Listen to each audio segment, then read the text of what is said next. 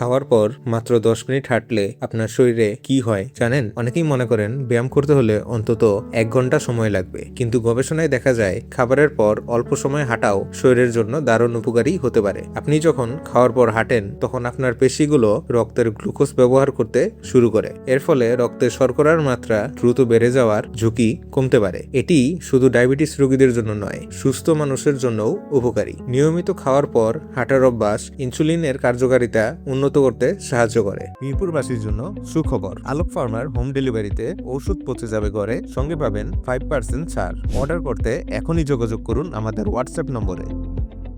এছাড়া হালকা হাঁটা হজম প্রক্রিয়াকেও সহায়তা করে। অনেকের খাবারের পর পেট ভার লাগা বা অস্বস্তি কমতেও সাহায্য করতে পারে। সবচেয়ে ভালো বিষয় হলো এর জন্য জিমে যাওয়ার দরকার নেই। শুধু খাবার শেষ করে 10 মিনিট স্বাভাবিক গতিতে হাঁটুন। ছোট এই অভ্যাসটি দীর্ঘমেয়াদে আপনার রক্তে শর্করা নিয়ন্ত্রণ, হজম ও সামগ্রিক স্বাস্থ্যের জন্য বড় পার্থক্য তৈরি করতে পারে। সুস্থ জীবন,